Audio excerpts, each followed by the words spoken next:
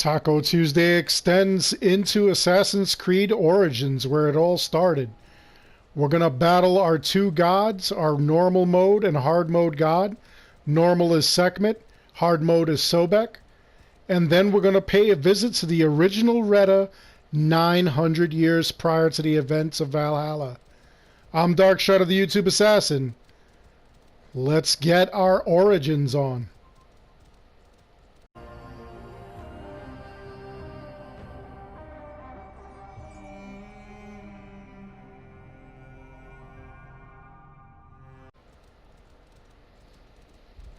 So as I was saying before, Sekhmet is going to be our regular level boss, which means that she's going to be the same level as you are at max level.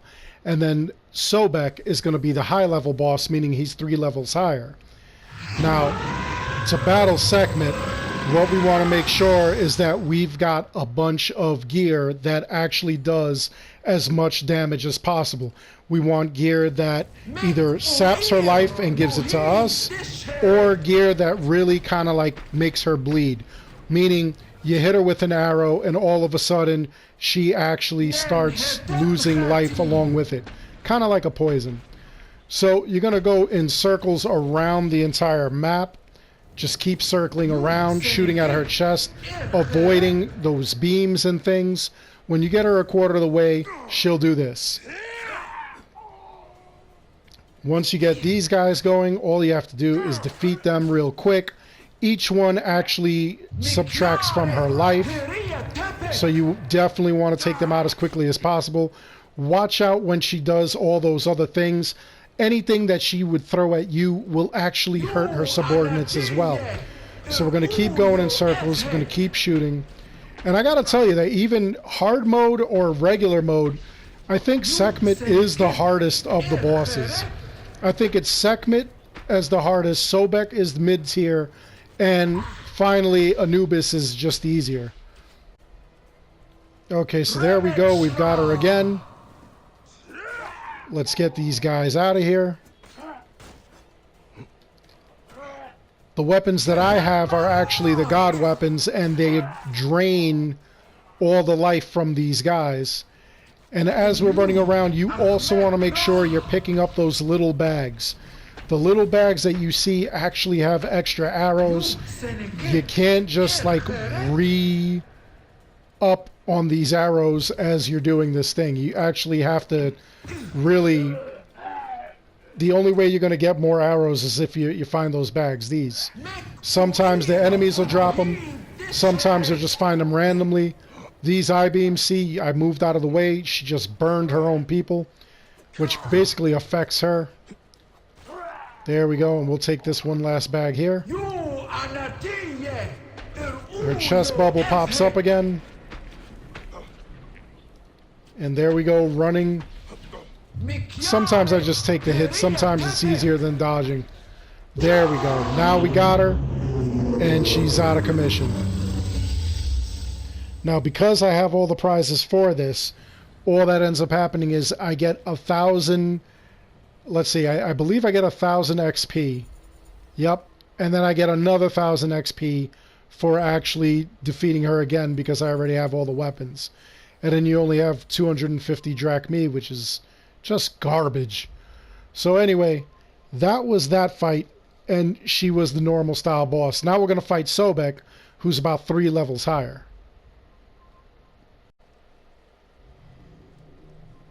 So we're finally going to get to Sobek, and he's really not that far. What's a real pain is getting to Sekhmet. She's like deep in the desert. So anyway, we're going to come over to Sobek. Like I said before, Sobek is going to be your hard mode boss, in which he's going to be 3 levels higher than you actually are. And the thing about this is that it's kind of a pain. It's not too bad, but he is also like just medium difficulty from what I think. You're going to avoid those rock slides that he does. He also throws an entire wall of freaking arrows out of nowhere. He'll do these, in which he'll make these giant bubbles in the ground in which rocks will just fly up at you. Here we go. We're out of ammo. So again, we got to grab these bags. That'll give us some.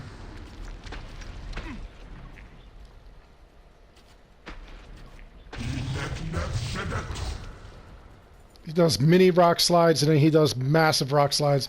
When you get him down a certain way, he'll let his minions come out of the ground. And these guys, again, they're about 3 levels higher than you are.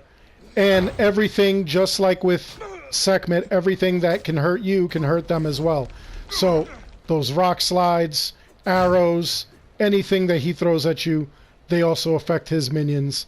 So once he's ready to go again, there we void all this stuff. Again, you want to keep it moving. You want to keep going in a circle with all these gods. You try to avoid what you can. And again, if you have any sort of weapons that will drain life or kind of damage these guys to the point where they're taking a little more hit damage than normal, like some kind of like poisoning or something like that, where it'll really affect the god itself, you definitely want to equip that kind of gear. I believe the gear is called bleeding effect kind of thing, so you really want to get that. Here we go. We're going to go again. No, he doesn't have his circle yet. We're going to keep running. Sometimes he'll have somebody pop up. Ooh, look at this. Did it forward and backward. Sometimes somebody will pop up and they'll be in the other side.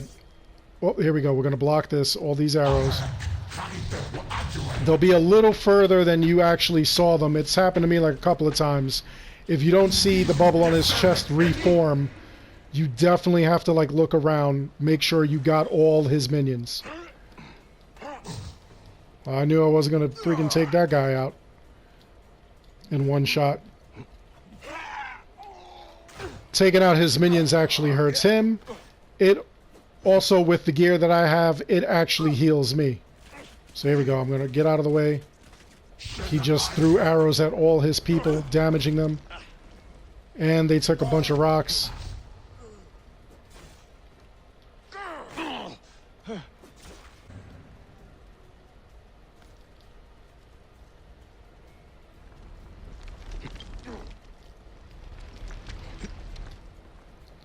So here we go. We should be getting him real quickly right here. Just poke him in the chest a couple of more times with an arrow. There we go. He's down and out. He's done.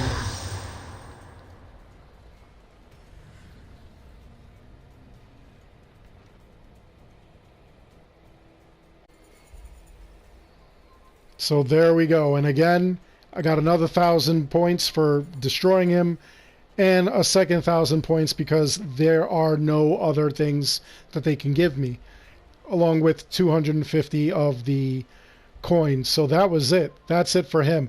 Now we're going to go pay a visit to old school Reda.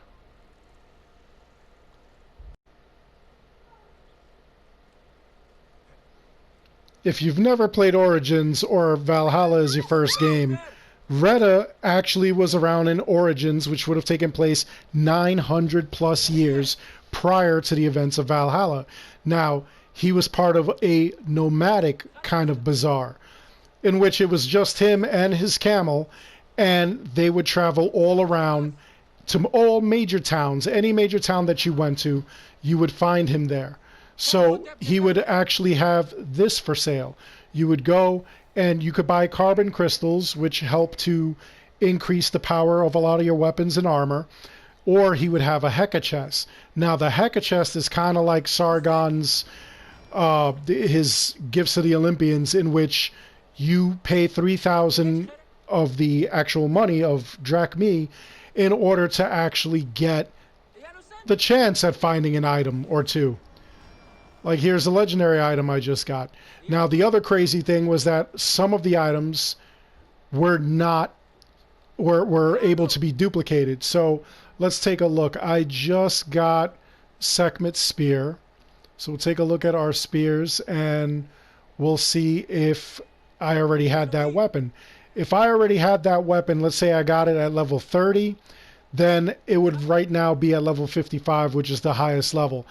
I already got this, so I'll sell it back. Yes, I'm selling it back for a lot less than what I got it for, but it's better to get rid of it that way. There are a lot of duplicates like that. If you did get it at level 30, again, you got it right now. I'm level 55. I would have got it at the highest level. So he's also a good chance to like actually sell off all this other garbage that you may or may not have. These wooden shields we don't need. And then you could also sell off all these other things or sell unnecessary items, sell off all that. All these materials I honestly don't need because I've already upgraded everything. So that would be another thing that I would sell off in order to make some money. Now, looking at Reda, every day he gives you a daily quest. I have the perfect thing for you, but I need a few things to fix it. Now this one, gather materials, is kind of unique. You actually have to make sure you have the materials to bring to him. I needed 20 of 20 iron. Glad I didn't sell that just now. There it is. Yes, of course. I never doubted you. 1,500 experience and a free Heka chest. So Scepter of Thadi, I don't need that. No thoughts here. So we'll just sell that off. And, you know, tomorrow is another day. Tomorrow we'll try to see if we get like another item from him. Something a little more worthwhile. Not sure if that's going to happen. But this was actually a cool way for us to go and make or obtain a couple of things from the actual store, from Ubisoft's store for this game. There was a glitch that we had in which we could get a bunch of the stuff for free constantly within seconds. You could do it like all night, all day, and just have this immense amount of ability points, experience points, money, and just a ton of stuff. So because we figured out how to do this glitch, that's why we got Sargon. And that's why in Valhalla, Red is a little different. Anyway, that's all there is to that edition. I'll see you guys next week. Other than that, I really do hope you enjoyed the video. Please like and subscribe. It helps the channel out an awful lot. As always, I want to thank each and every one of you for watching. And until the next one, take care. Be good.